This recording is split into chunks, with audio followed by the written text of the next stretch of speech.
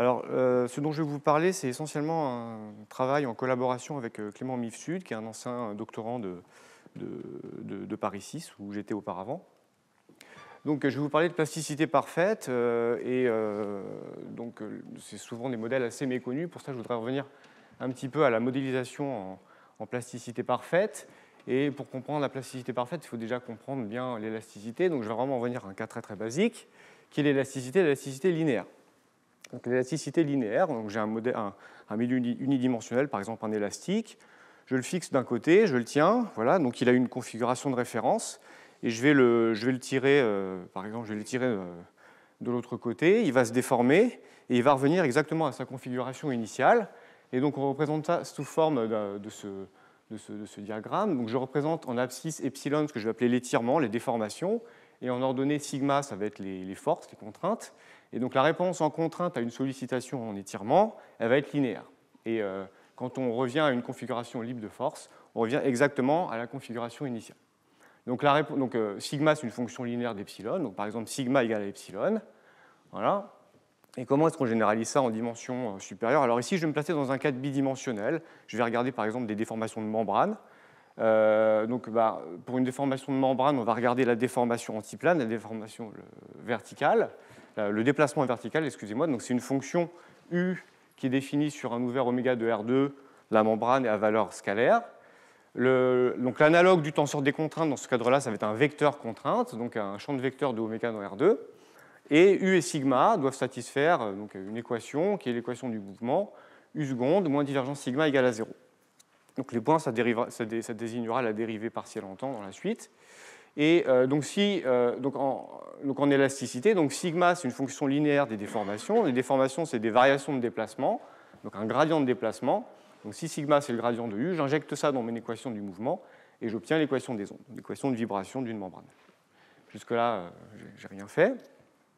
Alors en plasticité parfaite, donc je vais revenir à mon modèle jouet unidimensionnel.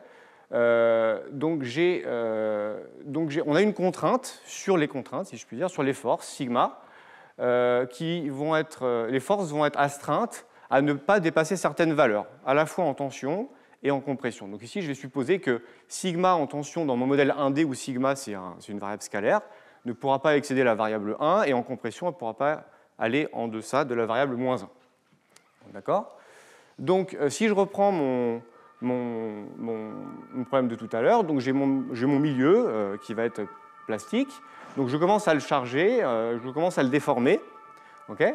Donc la réponse en contrainte, elle va toujours être linéaire, exactement comme dans le cas d'élasticité, tant que sigma ne sature pas la contrainte, donc tant que sigma reste strictement plus petit que moins 1. Donc là, je vous fais un exemple en tension, mais on peut faire exactement la même chose en compression, c'est symétrique. Et quand on va arriver à sigma égale 1, le matériau va continuer à se déformer, mais par contre, il va rester bloqué en contrainte. Donc la flèche, c'est la flèche du temps, j'ai oublié de le dire. Et si à un moment donné, on décide de décharger pour arriver à une configuration libre de force, on va revenir à un point où, sur l'axe des abscisses, on va observer une déformation résiduelle, que je vais appeler P, comme déformation permanente ou déformation plastique, qui peut se mesurer en soustrayant à la déformation totale epsilon, sigma. Alors ici, j'ai pris toutes les constantes d'élasticité égales à 1, d'accord? Donc ça n'est pas une équation homogène en principe, mais en gros, devant le sigma, je devrais mettre des constantes d'élasticité qui me ramènent sigma à quelque chose qui est la dimension d'une déformation. Voilà, donc je rajoute en fait une inconnue à mon problème, qui est P, cette déformation plastique, et comme je rajoute une inconnue, il faut que je rajoute des équations, et c'est ce qu'on appelle la loi d'écoulement, donc qui va régir en fait l'évolution de la variable plastique. D'accord? Donc cette évolution, elle se fait de la façon suivante. Donc, comme je vous le disais tout à l'heure, tant qu'on ne sature pas la contrainte, tant que sigma en valeur absolue reste strictement plus petit que 1, le milieu va se comporter de façon élastique, donc il n'y aura pas d'évolution de la variable plastique. Alors là, dans l'exemple que je vous ai fait, le P initial, il était... Le P initial, il était nul, donc en fait, le P sera tout le temps nul. Okay? Mais si à un moment donné, je sature ma contrainte, par exemple, quand j'arrive à sigma égale 1, comme dans l'exemple qui est là-haut, ma variable plastique, en fait, elle va évoluer. Donc, en fait, si en un point de sigma égale 1, je veux connaître la valeur du P, je fais un déchargement fictif pour revenir à une configuration libre de force. Et quand je fais ça à un instant T plus dt, ou sur cet intervalle de temps T plus dt, sigma sature toujours la contrainte, et je vais observer que le P de t plus dt va être plus grand que le P de t. Autrement dit, le P va être croissant en temps, quand je suis en sigma est égal à 1. Donc ça, je l'écris sous la forme P point, la dérivée en temps, positive, et un argument symétrique vous montre que quand je sature la contrainte en compression, quand sigma est égal à moins 1, je vais avoir un P point négatif, c'est-à-dire la variable plastique va décroître avec le temps. Voilà, donc ça, c'est pour vous expliquer un petit peu quel est le modèle sur un cas très, très simplifié de la plasticité parfaite. Et donc, dans un cadre un petit peu plus évolué, dans le cadre 2D que je vais étudier ici, dans cet exposé, donc on a toujours les deux inconnus qui sont le déplacement U, la variable scalaire, et les contraintes sigma, qui est une variable vectorielle dans R2, qui satisfont toujours l'équation du mouvement. Ça, c'est un principe général. Et donc je vais me mettre ici. Alors maintenant, on doit imposer aux contraintes une contrainte, d'accord, a stress constraint, on dit en anglais, c'est plus facile à dire qu'en français. Donc ici, pour simplifier les choses, je vais supposer que sigma doit être de module plus petit q1, donc c'est dans la boule unité, fermée. Et donc l'analogue de P égale epsilon moins sigma, donc epsilon, c'est des variations de déplacement, c'est le gradient du déplacement. Je vais l'écrire comme ça, donc une décomposition additive du tenseur des déformations linéarisées, si vous voulez, dans ce cas de simplifié, en la somme d'une déformation élastique qui ici est identifiée à la contrainte, donc je devrais mettre une constante en principe pour bien faire les choses, et une déformation plastique. Voilà. Donc évidemment, si je n'ai pas de déformation plastique, je reviens en cas d'élasticité, d'accord ? Mais ici, j'ai a priori une déformation plastique, et cette déformation plastique, elle va évoluer suivant la loi d'écoulement, donc en multi-D, comment on la généralise. Donc tant que je ne sature pas la contrainte, je n'ai pas d'évolution de la variable plastique, comme là-haut. Et quand je sature la contrainte, donc quand je suis sur la sphère, sur le cercle ici, la variable plastique va évoluer suivant la normale au bord de l'ensemble d'élasticité, donc qui ici est juste sigma. Donc on doit ensuite renormaliser parce que, a priori, cette loi d'écoulement nous prescrit juste la direction de flot de cette variable plastique, pas le module. Alors ces deux équations, je les remets sous forme équivalente de la façon suivante, donc sigma scalaire P point égale à mode P point, qui est une façon de dire en fait que P point sur mode P point, c'est ce qui maximise ce produit scalaire parmi tous les vecteurs de modules plus petits ou égal à 1. D'accord ? Et donc ça s'interprète mécaniquement comme un principe de travail maximal, et ça s'appelle le principe de travail maximal de Hill. Voilà. Donc je vais peut-être écrire au tableau le modèle pour qu'on l'ait sous les yeux en permanence. Je ne sais pas si j'ai des craies quelque part. Sur le bureau. Ah, là-bas, sous les tampons. Alors, donc j'ai mon équation du mouvement.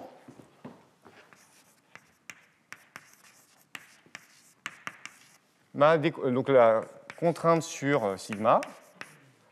La décomposition additive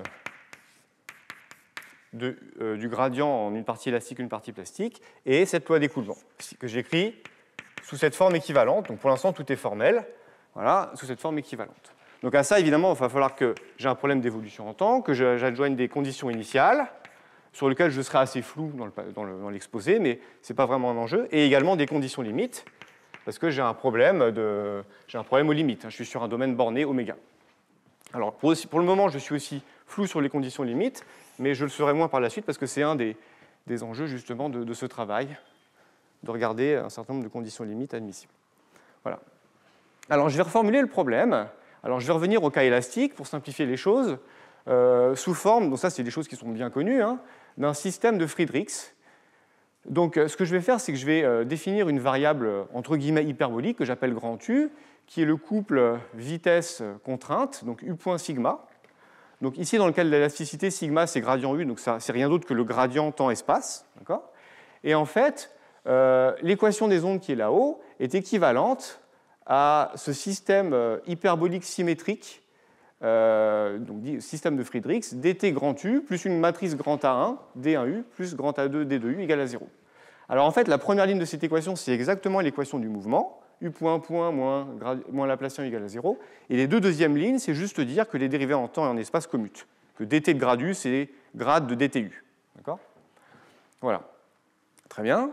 Et maintenant, donc, ce que je vais faire, c'est que je vais remarquer que donc, les constantes sont solutions de cette équation. Donc je peux retirer à grand U une constante, que j'appelle kappa, un vecteur constant dans R3. Et je multiplie cette équation par phi fois U moins kappa. Je fais le produit scalaire, je fais des intégrations par partie, et voilà ce que j'obtiens. Alors, toujours dans cette optique de ne pas se préoccuper pour le moment des conditions de bord, je prends des fonctions test à support compact en espace, okay, ce qui fait que je n'ai pas de terme de bord en espace, donc l'intégration par partie me donne ce terme, en espace me donne ce terme-là, et l'intégration par partie en temps me donne, la dérivée en temps va taper sur la fonction test, et je vais avoir un terme qui va intervenir à la donnée initiale. Alors en principe, c'est toujours la même chose, j'obtiens une égalité formellement, mais comment on justifie ça en pratique? On justifie ça en rajoutant un petit peu de viscosité, peu importe quoi, et on passe à la limite, et ce qu'on obtient a priori, c'est juste une inégalité. Voilà, c'est pour ça que je prends des fonctions test positives. Alors en fait, c'est formellement équivalent, parce que donc, là, ce que je vous ai fait, c'est le passage du système à cette série d'inégalités, mais on peut aller dans l'autre sens en développant les carrés. Donc je vais avoir des termes quadratiques en kappa qui vont être nuls, tout simplement par intégration par partie, et plus un terme affine en kappa qui doit être positif. Donc ça dit que ce qui multiplie le kappa doit être nul, et ce qui multiplie le kappa, c'est exactement l'équation. D'accord ? Donc j'ai remplacé, alors évidemment dans ce cas de l'élasticité, ce n'est pas très intéressant, j'ai remplacé une équation linéaire par une infinité d'inéquations non linéaires. Bon. Mais en fait, ce qui est intéressant, c'est qu'on peut refaire exactement la même chose en plasticité. Donc la plasticité, il y a essentiellement trois ingrédients. L'équation du mouvement, okay, qui est ici, sigma module plus petit que l'1, donc je dis que c'est sigma appartient à la boule unité, fermée, et la décomposition additive du gradient que j'ai écrit ici pour les dérivés en temps. Donc j'ai dérivé, si vous voulez, cette égalité en temps. Voilà. Alors de nouveau, ma variable hyperbolique, ça va être grand U, qui est toujours le couple vitesse-contrainte, U point sigma, mais ici, sigma, c'est plus le gradient de U. Alors ce qu'on peut remarquer déjà, c'est que du fait que sigma appartient à B, cette variable grand U, elle appartient à R croix B, cette espèce de cylindre que je vais appeler kappa, grand K, pardon. Voilà. Alors maintenant, je refais les mêmes manipulations que tout à l'heure, et j'obtiens de nouveau une sorte de système de dp, avec un terme supplémentaire, évidemment, qui est dû au P point, parce que je l'écris pour les dérivés en temps, d'accord, qui intervient juste sur les lignes 2 et 3, parce que la première ligne, c'est toujours l'équation du mouvement. De nouveau, quand P point est nul, j'ai l'équation des ondes et j'ai le système de tout à l'heure. Voilà. Alors, maintenant, je vais faire exactement la même chose que tout à l'heure, c'est-à-dire que je vais multiplier, donc je vais remplacer U par U moins kappa, parce que j'ai que des dérivés partiels qui interviennent, donc ça ne va pas changer si j'enlève une constante, mais où maintenant, petit kappa, c'est un vecteur de R3 qui appartient au cylindre grand K. Contrairement à tout à l'heure où ça appartenait à tout R3, maintenant ça appartient au cylindre grand K, au convexe grand K.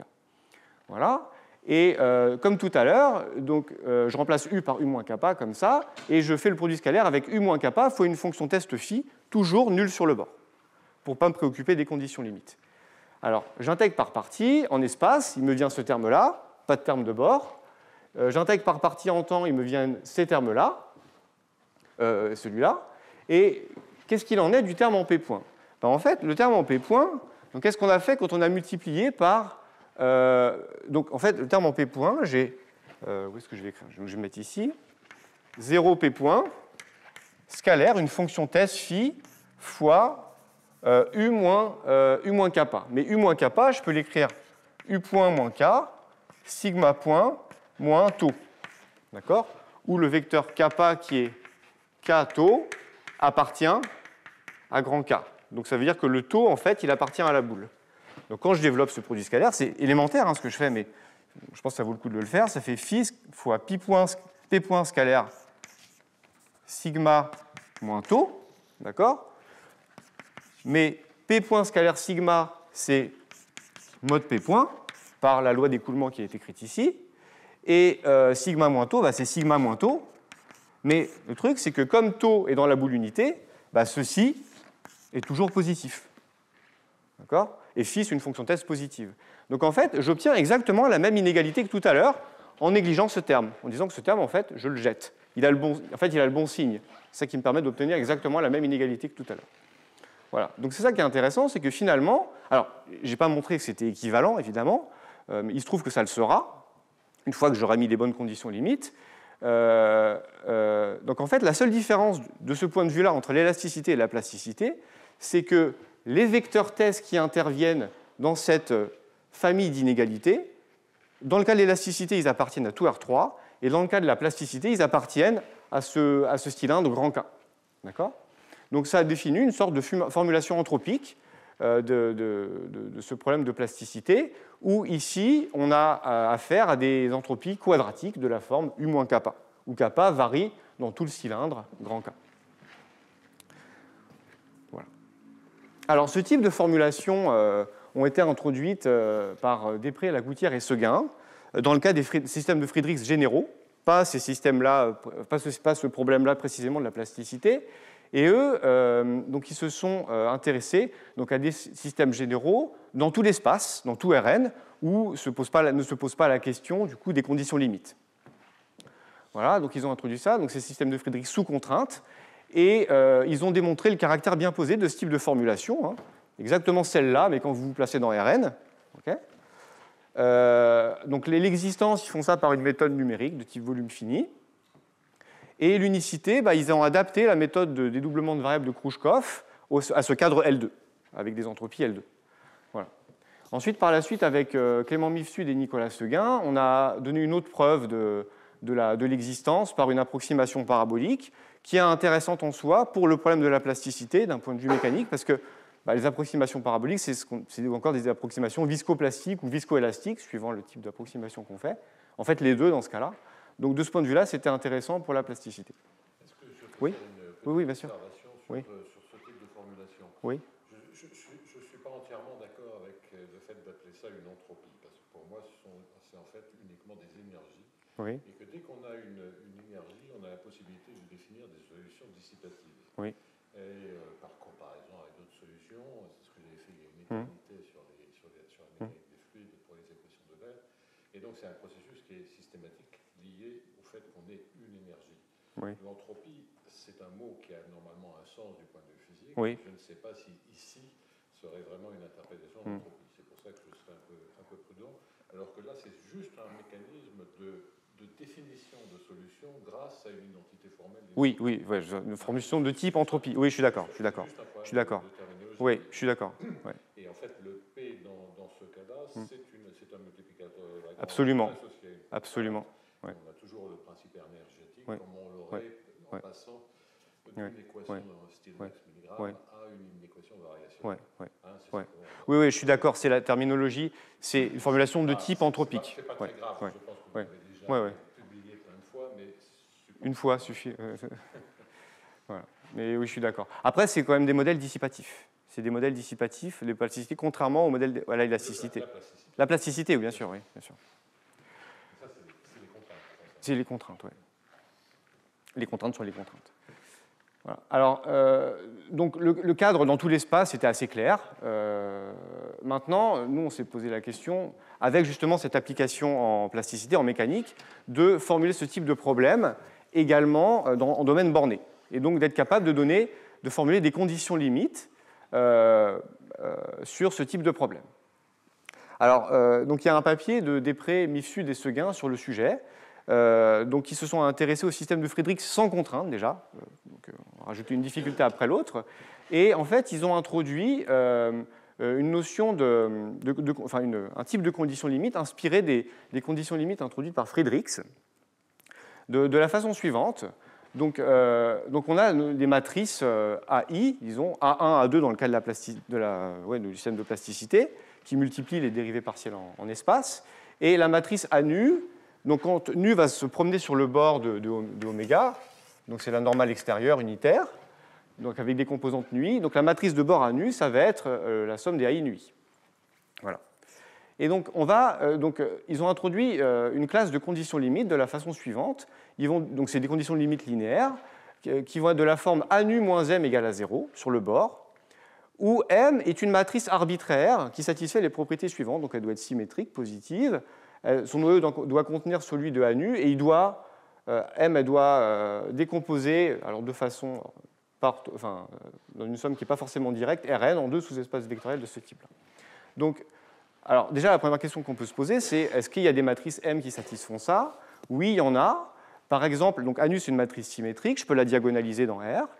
Elle a des valeurs propres positives, des valeurs propres nulles, des valeurs propres négatives. Et ce que je peux faire, c'est prendre M comme étant la matrice avec les mêmes vecteurs propres, mais au lieu des valeurs propres, je mets la valeur absolue des valeurs propres. Donc ça nous donne une matrice admissible.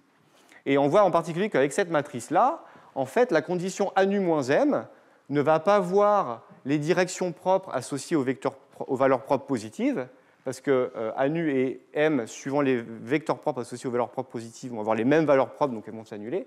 Et donc, en fait, suivant les directions propres associées aux valeurs propres positives, je vais avoir 0 égale 0, je ne vais avoir aucune information. Par contre, je vais avoir des informations suivant les directions propres associées aux valeurs propres négatives. Donc, en fait, c'est une classe de conditions limites qui, en quelque sorte, la façon dont je le comprends moi,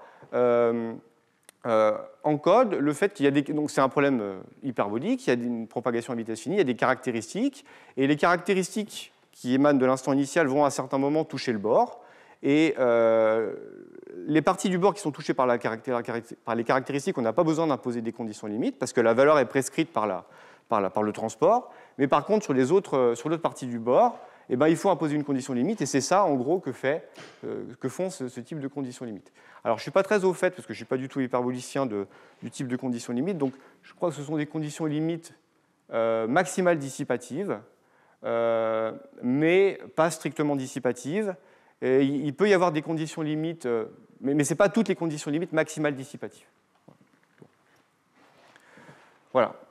Et donc, voilà. Alors, le problème, c'est que, vous voyez, cette formulation précédente, donc, a priori, si on arrive à lui donner un sens, ça sera dans un cadre L2 à cause de ces entropies ou pas L2.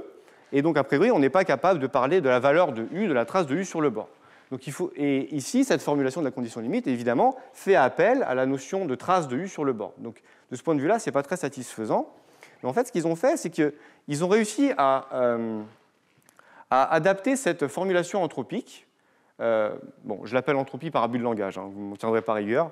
Cette formulation anthropique en rajoutant un terme de bord. Donc vous voyez, les trois premiers termes, c'est exactement les mêmes que tout à l'heure. Alors, sauf que maintenant, j'ai des fonctions test qui sont plus à support compact, elles voient le bord.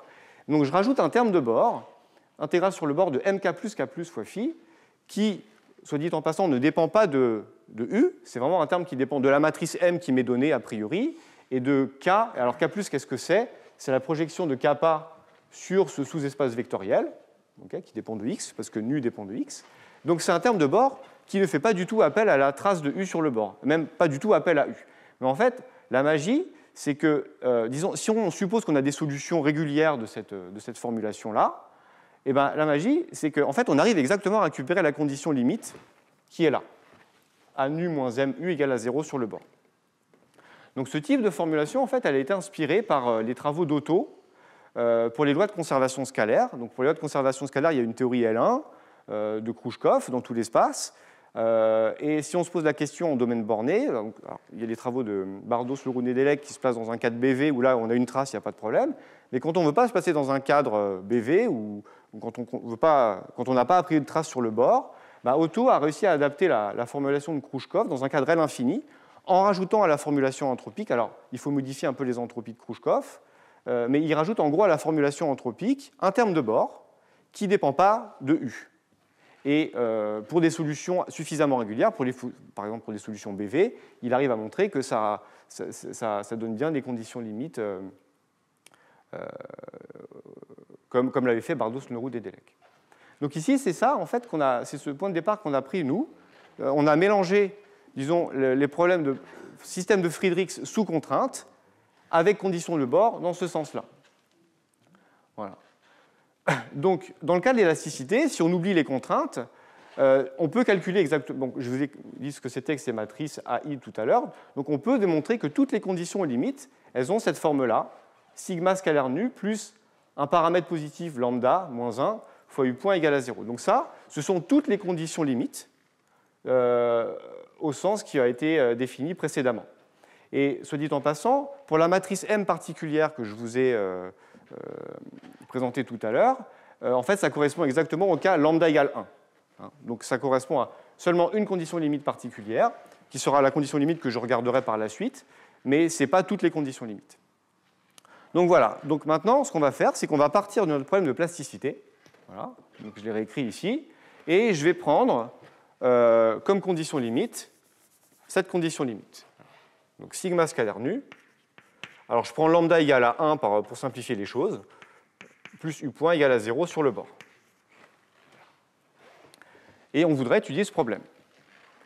Alors déjà, quand on voit cette équation, enfin cette condition limite, on se dit qu'il va y avoir un problème, parce que sigma, par hypothèse, enfin, il doit être de module plus petit que 1, donc sigma scalaire nu, nu c'est une normale unitaire, ça va être entre moins 1 et 1, mais u point, lui, il est libre de faire tout ce qu'il veut. Donc a priori, ces choses-là ne sont pas forcément compatibles, donc il risque de se passer quelque chose. D'accord ? Alors pour étudier ce système, on fait ce que tout le monde fait, on fait une approximation. Alors ici, on fait de l'approximation viscoélastique et viscoplastique. Donc la viscoélasticité, ça consiste à rajouter une diffusion évanescente ici, un epsilon laplacien u point. Donc il faut que j'adapte ma condition limite en conséquence, ici. Et la viscoplasticité, ça consiste à pénaliser la contrainte. D'accord ? Donc P, c'est la projection sur la boule.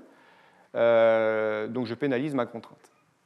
Alors, à epsilon fixé, on peut démontrer assez facilement qu'il y a existence, unicité des solutions dans un cadre assez favorable, des espaces de Sobolev. On a à peu près exactement la même chose que pour l'équation des ondes, essentiellement. Et une chose importante, c'est que le U epsilon, il est W, enfin, on contrôle les deux dérivés en temps dans L infini, donc le U point point ici, il est dans L2, donc la divergence, elle va être dans L2. Voilà. Donc on a existence unicité dans ce cadre-là, et on a aussi un bilan d'énergie. Alors le bilan d'énergie nous dit la chose suivante. Alors dans le membre de droite, vous avez vu, j'ai un V0, j'ai un sigma 0, donc ça va être la vitesse initiale, la contrainte initiale, parce que c'est caché ici, je n'ai pas écrit exactement ce que ça voulait dire. Voilà. Donc le premier terme en haut à gauche, 1 demi de U point carré, c'est l'énergie cinétique au temps t. Okay. À droite, 1 demi de V0 carré, c'est l'énergie cinétique à l'instant initial. Le deuxième terme, 1 demi de sigma epsilon de t au carré, c'est l'énergie élastique au temps t. Okay. J'ai l'énergie élastique au temps initial à droite. Et après, j'ai des termes supplémentaires. Donc j'ai un terme norme L1 de P point. Donc ça, c'est le terme de dissipation plastique, de dissipation plastique, et ça fait apparaître une norme L1.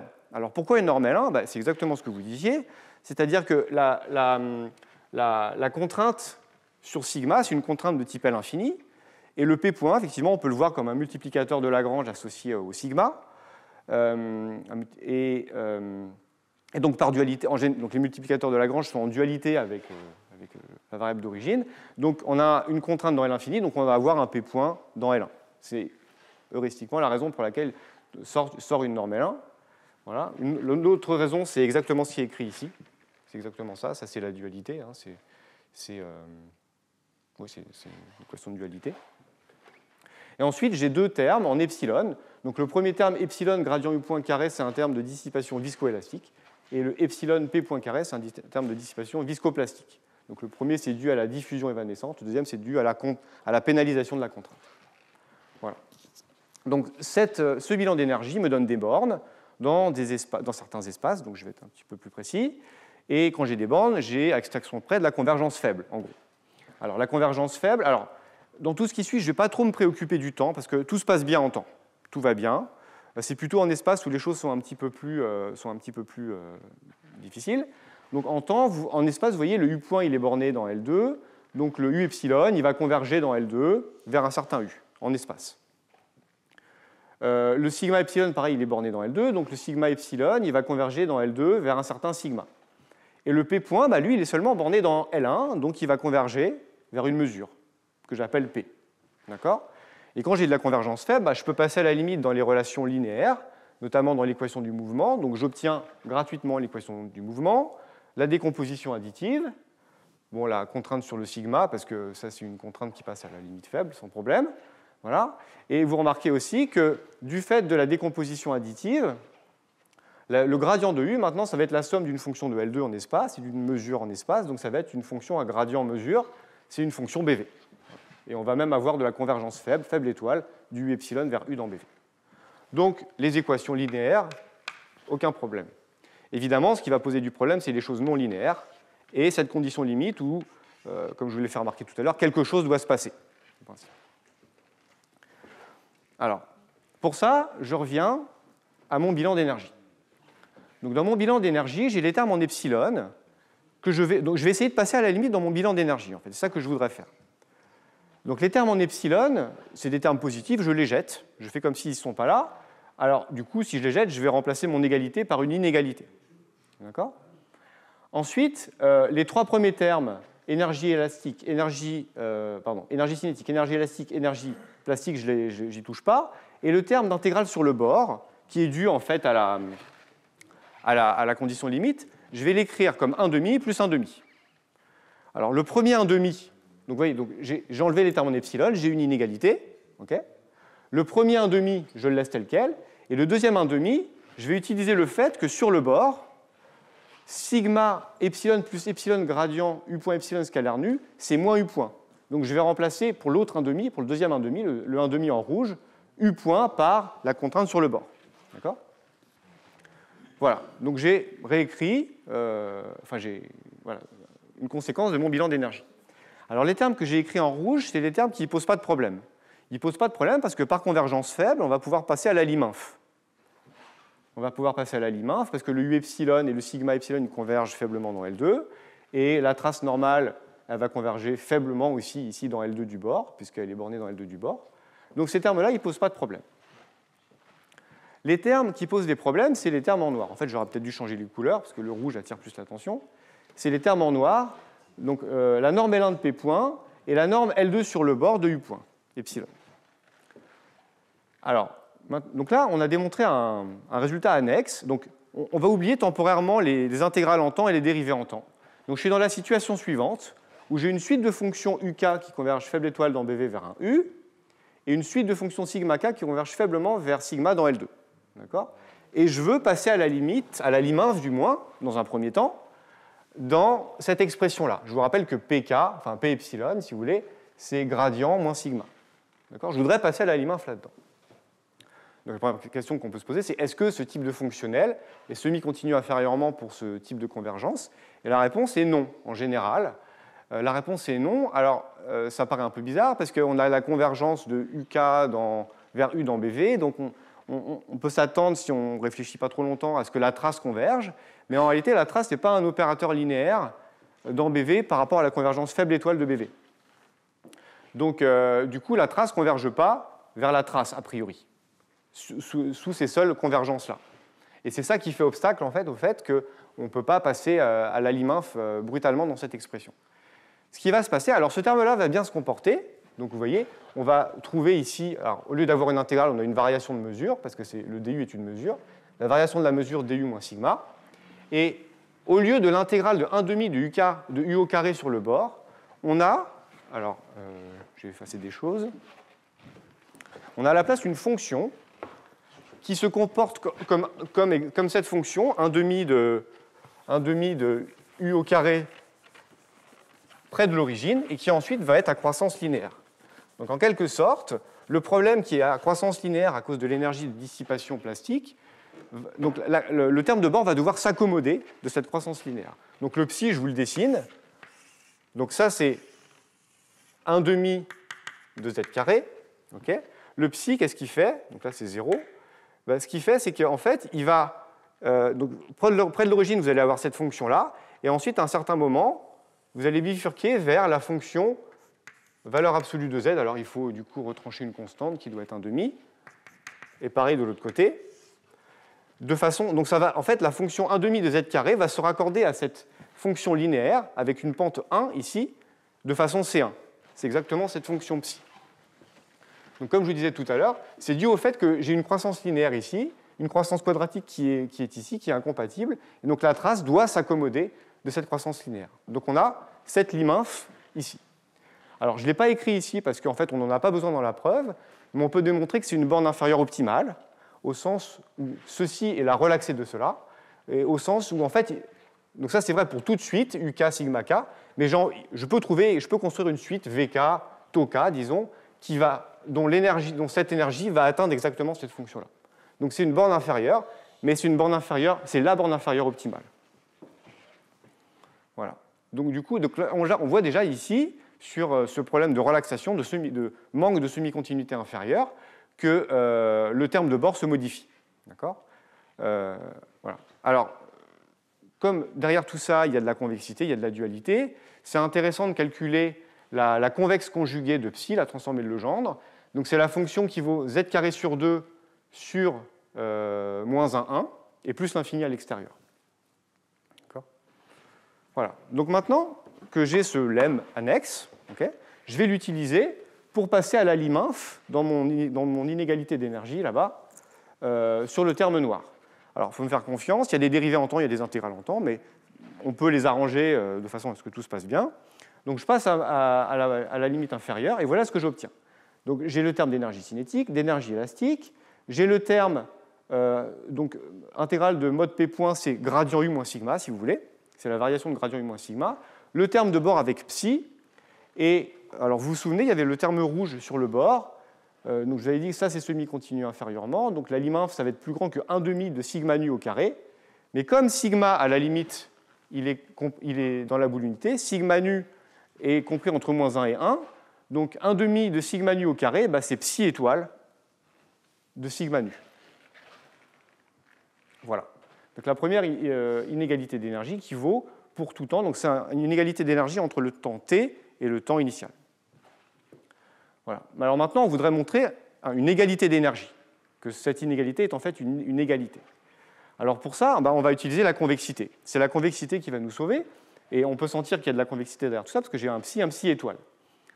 Donc psi plus psi étoile, ça c'est une inégalité de convexité, c'est presque par définition de psi étoile, c'est plus grand que le produit des arguments. Donc j'ai du coup sur le bord cette inégalité psi de U point plus psi étoile de sigma nu plus grand que moins sigma nu U point. Donc, psi étoile est symétrique, donc je peux remplacer sigma par moins sigma. Donc ça c'est sur le bord, c'est quelque chose qui est vrai ponctuellement, presque partout sur le bord, parce que j'ai des fonctions. Et j'ai une autre inégalité qui est vraie à l'intérieur cette fois-ci. Alors là, il faut faire un peu attention, parce que donc imaginons que sigma et p point soient des fonctions régulières, disons, de sorte que je puisse les multiplier. Comme sigma est de module plus petit que 1, bah, sigma scalaire p point, ça va être plus petit que mode p point. Pardon. D'accord ? Donc si les choses sont régulières, c'est vrai. Ici, les choses ne sont pas régulières. Sigma est une fonction a priori seulement L infini en espace, mais p point, c'est une mesure qui est singulière, enfin qui a a priori aucune raison de ne pas être singulière. Donc le produit n'est pas bien défini en général, mais il y a des travaux d'Anzelotti sur le sujet qui permettent de bien définir ce type de produit en un sens distributionnel. Et donc on peut toujours, en un certain sens, que je ne détaille pas, écrire que mode P point est plus grand qu'un certain produit de dualité entre sigma et P point, au sens des distributions, au sens des mesures, si vous voulez. Voilà. Alors maintenant, j'ai ces deux inégalités, je les intègre, la première sur d oméga, la deuxième sur oméga. Alors, si les choses étaient régulières, j'appliquerais des formules d'intégration par partie. Ici, les choses ne sont pas régulières, donc en fait, je vais appliquer essentiellement la définition de ce produit de dualité. Et ce que j'obtiens, c'est la deuxième inégalité d'énergie. Donc tout ça pour dire qu'en réalité, c'est des questions de régularité qui font que les choses sont un petit peu compliquées, mais derrière tout ça, l'argument formel derrière tout ça, il est très simple, c'est de la convexité, des inégalités de convexité, des intégrations par partie. Donc j'ai la deuxième inégalité d'énergie, donc j'ai l'égalité d'énergie. J'ai un égal ici. Et donc du coup, en fait, les inégalités que j'avais ici, les deux points bleus, sont des égalités. Donc en particulier, j'ai que P point est égal à, c'est écrit ici, sigma scalaire P point, qui est exactement une reformulation faible de cette loi d'écoulement, en un sens adéquat, au sens des mesures, si vous voulez. Et psi de U point plus psi étoile de sigma nu égale à moins sigma nu U point. Mais comme psi, c'est une fonction qui est de classe C1, c'est exactement dire, en fait, que moins sigma nu, c'est la dérivée de psi en U point. D'accord ? Sur le bord, ponctuellement sur le bord. Mais qu'est-ce que c'est que la dérivée de psi ? La dérivée ici. Donc psi prime.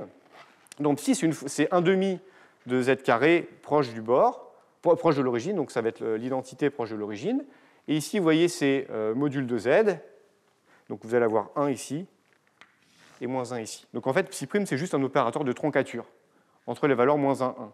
Donc en fait, cette condition limite où on sentait que quelque chose de bizarre allait se passer, elle est relaxée en une condition limite avec un psi' de U point, et ce psi', il fait juste tronquer U point entre moins 1 et 1. En fait, le U point sur le bord, il doit s'adapter à la contrainte sur le sigma. Voilà. Donc le théorème qu'on a démontré, comme ça, c'est un théorème d'existence et aussi d'unicité. On a l'unicité, on a même plus que de l'unicité en réalité. On a des principes de comparaison d'un U, d'un sigma et d'un P dans l'espace d'énergie. Donc là, je ne suis pas fin sur les espaces fonctionnels, je suis juste dans l'espace d'énergie. Donc, en espace L2 inter BV pour U, parce que L2 c'est pour l'énergie cinétique, BV c'est pour L2 c'est pour l'énergie cinétique, le sigma est dans L2 pour l'énergie élastique, le P est dans les mesures pour l'énergie plastique, et du coup, par décomposition additive, le U s'avère être dans le BV. Voilà. Donc on a existence et unicité d'une solution à ce problème-là, où la condition limite doit être modifiée en rajoutant cet opérateur de troncature sur le U point. Voilà. Et en fait, on a démontré mieux que ça. On a démontré que ces solutions, entre guillemets, énergétiques, alors du coup, il faudra que je rajoute aussi des guillemets devant anthropique ici. Donc, si on a donc, les solutions énergétiques sont aussi les solutions anthropiques. Donc, on peut démontrer rigoureusement, cette fois-ci, l'équivalence entre les deux formulations, celle-ci qui se fait avec des techniques essentiellement standards de compacité, d'analyse variationnelle, et ces solutions, et les solutions de ce système de type anthropique. Voilà. Et la chose assez amusante, enfin en tout cas pour moi, qui n'était pas du tout intuitive, c'est que, vous voyez, en fait, cette formulation qui est ici, donc elle est vraie pour toute fonction test, d'ailleurs je ne l'ai pas écrit, enfin je n'ai pas été précis sur les fonctions test, mais elles sont, disons, C infini de Rn, oui. Enfin disons, elles voient le bord, ces fonctions test, et pour tout vecteur kappa dans ce cylindre. Et en fait, la seule différence du point de vue de cette formulation entre l'élasticité et la plasticité, c'est dans le choix des vecteurs test. Si au lieu de prendre des kappa dans K, je prends des kappa dans R3, j'obtiens l'élasticité.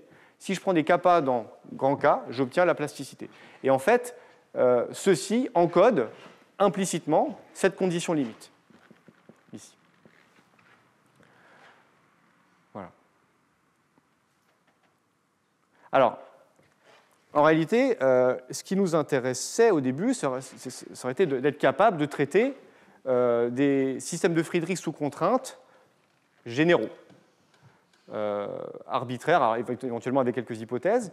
Et en fait, c'est quelque chose qu'on n'a pas réussi à faire. Alors peut-être qu'on s'y prend mal, on n'a pas réussi à le faire. Et c'est en partie pour ça qu'on s'était intéressé à ce problème de plasticité. Aussi parce que c'est quelque chose qui, moi, m'intéresse par ailleurs. Et donc pour les systèmes de Friedrich généraux, alors je suis actuellement en train d'essayer de généraliser ça au vrai système de la plasticité vectorielle, où là, une grande partie de la difficulté, c'est d'essayer de caractériser les conditions limites, parce que c'est de l'algèbre binaire. Mais bon, on va y arriver. Alors, je pense que ça va être une généralisation. Il y aura peut-être des difficultés techniques, mais je pense qu'on va y arriver. Mais pour un système de Friedrich général, je ne sais pas tellement comment faire. Alors, on va faire toujours de l'approximation avec un epsilon et passer à la limite quand epsilon tend vers 0. Mais le problème, c'est que ce type de formulations, telles qu'elles sont écrites, elles sont stables par convergence forte dans L2. Et la seule chose que je sais montrer à l'aide de principes de comparaison, c'est la convergence forte L de Locke. Je ne sais pas passer à la limite, je ne sais pas montrer de la convergence globale dans oméga dans L2. Et c'est ça qui fait un petit peu obstacle à essayer d'étudier ces systèmes de Friedrich de façon générale. Et ce qui nous sauve en fait dans ce problème de la plasticité, c'est qu'il y a une autre formulation qui est accessible, pour laquelle en fait on sait contourner ces difficultés. Mais pour un système de Friedrich général, du moins à ma connaissance, je ne suis pas hyperbolicien, donc peut-être il y a sûrement des choses que je ne connais pas, on n'arrive pas avec des méthodes entre guillemets hyperboliques à passer à la limite dans ce type de formulation à partir d'un modèle régularisé.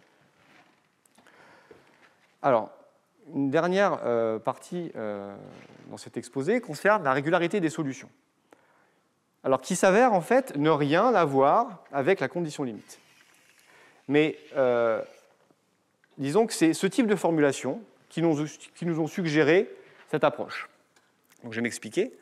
Donc pour les lois de conservation, par exemple, on sait qu'on a un principe de comparaison dans L1.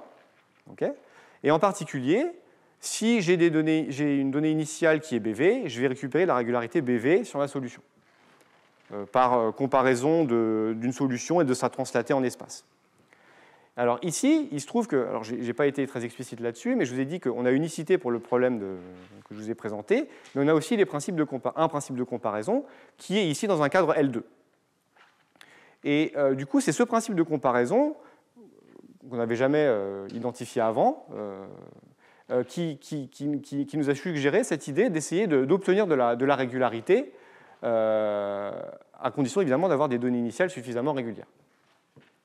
Alors, dans ces problèmes de plasticité, donc on a des solutions qui peuvent a priori être singulières, au sens où on a un P qui peut être une mesure, donc un U qui peut être BV, et on a vraiment des solutions qui peuvent être singulières. Enfin, je veux dire, c'est pas juste parce qu'on ne sait pas faire mieux dans la preuve, c'est qu'il y a des contre-exemples assez anciens, de Suquet sur le sujet, d'Emianov il y a une dizaine d'années, et plus récemment, donc je n'ai pas écrit, il y a des contre-exemples même 3D dus à Francfort, Marigot et Giacomini, qui montrent qu'il peut y avoir vraiment tout type de singularité, à la fois de type SO et de type Cantor, qui peuvent être des singularités admissibles pour des fonctions BV. Voilà. Mais alors ici, en fait, cette approche entre guillemets hyperbolique nous a suggéré donc de passer par ces principes de comparaison pour obtenir de la régularité, à condition d'avoir des données initiales suffisamment régulières. Le problème, c'est que donc cette idée d'utiliser le principe de comparaison pour avoir de la régularité, c'est de comparer une solution à sa translatée en espace. Et quand on fait des translatés en espace et qu'on a un bord, il faut faire attention. Et c'est là qu'intervient en fait la propagation à vitesse finie. Donc l'hypothèse qu'on fait, c'est que nos données initiales, elles sont un support compact en espace. Donc c'est pour ça que je dis que en fait, on ne voit plus du tout le bord, il n'y a plus du tout de conditions limites, parce que c'est 0 sur le bord. On a donc la propriété de propagation à vitesse finie qui nous permet de montrer que si on a des données initiales à support compact en espace, en temps court, la solution unique associée à ces données initiales va rester à support compact. Donc, pour des temps petits, plus petits qu'un certain t étoile. Donc, comme on a des solutions à support compact en espace, bah là, tout va bien, on peut faire des translations, on peut s'arranger pour être loin du bord, et donc on utilise ce principe de comparaison pour une solution et sa translatée en espace. Donc, si on suppose qu'on a des données initiales qui sont H1, donc si j'applique ce principe de comparaison à la donnée initiale, sa translatée en espace, du coup, je vais pouvoir contrôler les accroissements de U point et de sigma dans L2 comme le carré de l'accroissement. Et donc, en fait, je vais obtenir comme ça de la régularité H1 sur la vitesse et sur les contraintes. D'accord ? Et la chose assez... donc voilà. Donc ça, c'est pour ce modèle simplifié de plasticité, mais en fait, cette preuve, elle est assez rigide. Elle est assez souple, dans le sens où donc Clément Mifsud a par la suite donc généralisé ce résultat de régularité au vrai système de la plasticité, vectoriel, 3D, tout ce que vous voulez. Et la chose assez forte dans son résultat, c'est que ce résultat de régularité, en temps court, va fonctionner pour n'importe quel choix de convexe d'élasticité. Donc ici, mon convexe d'élasticité, c'était la boule, mais quand vous faites de la vraie plasticité, vous pouvez avoir a priori un convexe fermé, éventuellement borné ou pas, mais a priori quelconque. Et donc sa preuve, en fait, elle est suffisamment robuste pour s'adapter à n'importe quel ensemble d'élasticité convexe fermé. Et ça, c'est nouveau, parce que les seules preuves de régularité qui existaient, d'abord, il n'y en avait pas en dynamique, comme c'est le cas ici, c'était des preuves en quasi-statique, c'est des preuves qui sont dues à Ben Soussan, Fraser, et qui ont ensuite été revisitées toujours par ce même Demianov, là-bas. Donc ces preuves étaient toujours basées sur le fait que le convexe d'élasticité était essentiellement une boule, quelque chose comme ça. Donc ça reposait énormément là-dessus, et sur le fait qu'en fait, on était capable, dans le cas d'une boule, d'écrire quasiment explicitement le problème dual. On avait des formules explicites qui faisaient marcher les choses. Là, on a un principe un peu plus général qui fonctionne en dynamique. Alors malheureusement, on aurait aimé pouvoir essayer d'adapter cette preuve en quasi-statique, mais en quasi-statique, ça ne marche pas, parce qu'on n'a plus la vitesse de propagation à vitesse finie, et donc du coup, on n'est plus en mesure d'assurer... et on n'a non plus de principe de comparaison. En fait, tout s'effondre en quasi-statique. Pour résumer la situation, tout s'effondre en quasi-statique. Voilà. Donc Donc, pour ce dernier résultat, disons, de régularité, ça se généralise au cas plus général de la plasticité. Pour cette formulation, au sens anthropique du terme, de la plasticité pour les modèles vectoriels, c'est un travail que je suis en train de réaliser en cours avec un postdoc qui s'appelle Vito Crismale. Et bon, ça va marcher. Il y a des difficultés techniques, mais on est assez confiant sur le fait que ça va marcher. Par contre, essayer d'étudier les systèmes de Friedrichs sous contrainte de façon générale, en tout cas ce type de formulation, c'est quelque chose qui, en tout cas à ma connaissance, moi en tout cas personnellement je ne sais pas faire, qui est essentiellement dû à un problème de compacité. Je ne sais pas démontrer de la compacité L2 globale pour les solutions de ce type de problème, et donc passer à la limite dans ces intégrales. Je sais montrer de la compacité L2 log par toujours ces estimations de ces principes de comparaison, mais ces principes de comparaison nécessitent d'être assez loin du bord justement pour faire ce genre de translation. Voilà, donc c'est essentiellement tout ce que je voulais vous raconter, et je vous remercie pour votre attention. Merci beaucoup.